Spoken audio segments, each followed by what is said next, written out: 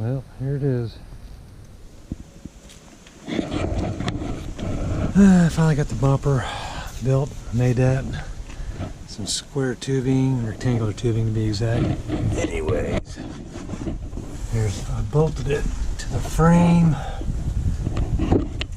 Bolted to this piece here. I welded the bracket to the angle iron. I need to do something with this piece here. So probably need to do with the spare tire.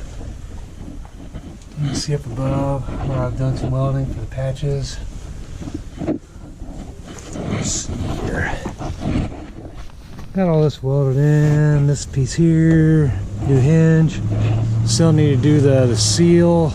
I do have that in the back of the truck, but it's gonna have to wait till I can bend this back. I wanted to get some paint on this to keep from rusting anymore down into the new stuff. And then let me see here. Welded all this. That's all new. Here. See. New fender. It's been too warm for it to actually stay where it ought to stay.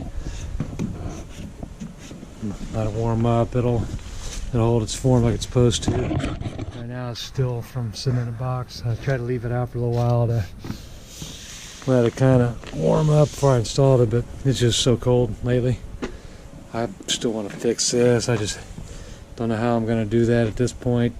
When I welded that originally, it was all rusted out inside and out, and I had to put a new channel in. And it started raining on me, so I hurried a little faster than I should have, and it started warping on me because I didn't let it slow down to cool off. So anyways, I'll go ahead and I could probably push this out a little bit. It's an industrial vehicle. I wasn't so worried about making it perfect. If it wanted to be a show vehicle, I could do it. But anyways, I'm at a point where I think it'll pass inspection. It starts, runs, it drives, the bumper's legal. In Missouri, it has to be as wide as the rear wheels, and that is. And it's as wide as the front bumper is. And so it's still getting there, still working on it. Before I go into the vehicle, show you I got this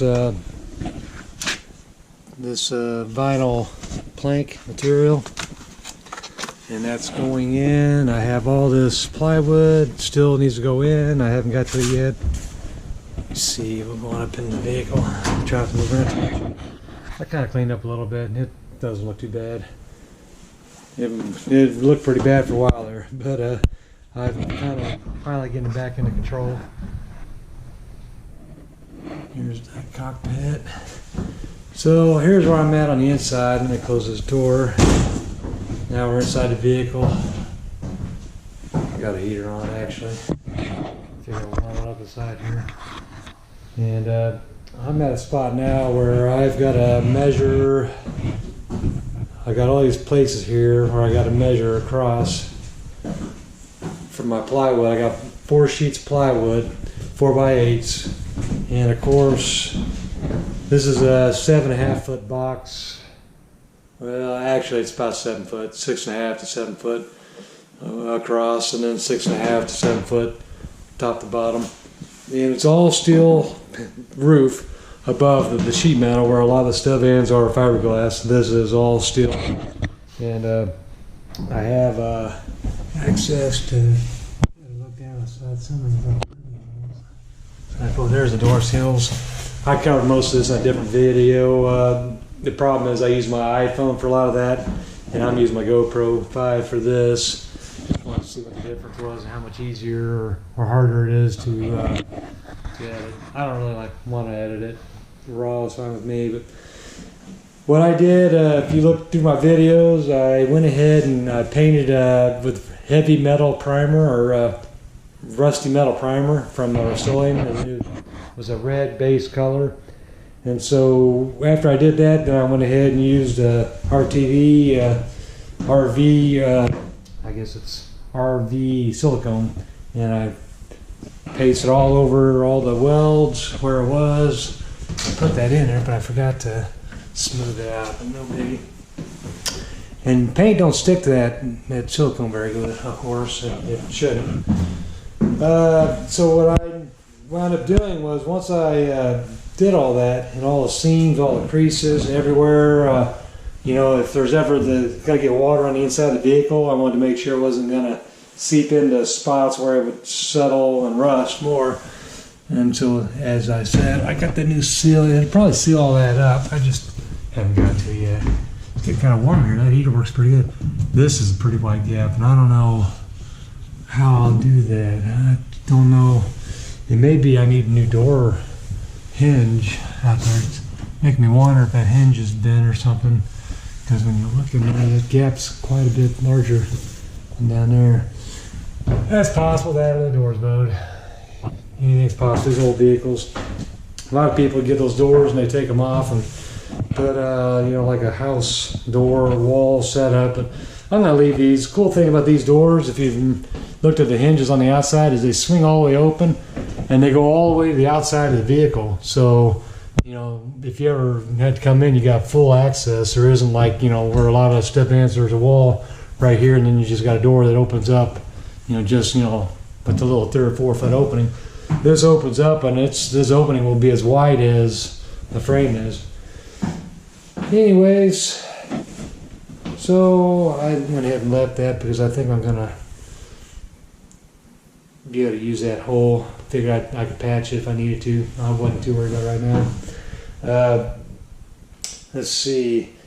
After I painted it, I went ahead and got some, you know, I put the RTV silicone stuff down. I went ahead and painted with the gloss black just to give it an extra level of protection. So there's like 2 or 3 coats of the rusty metal primer and then 2 coats of the gloss black.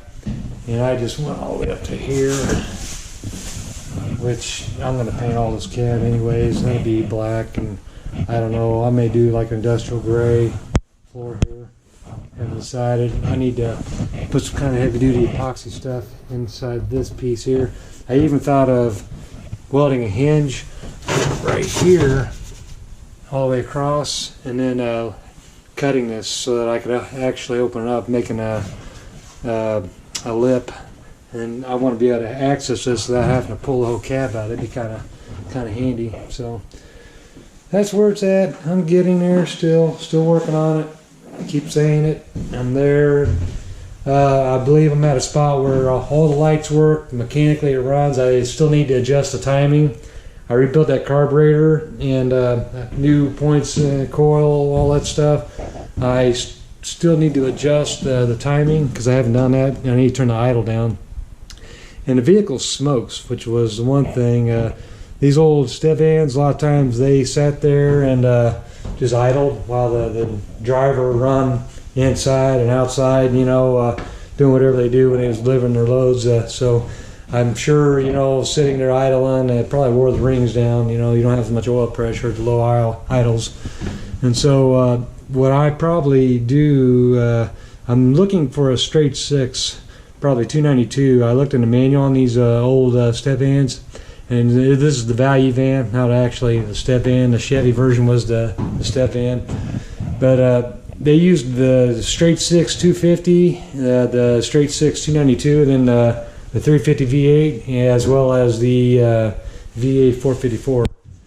And so personally, I like the straight 6. They're bulletproof, you know, less moving parts than a V8, and I'm kind of the mindset that let me turn this thing on.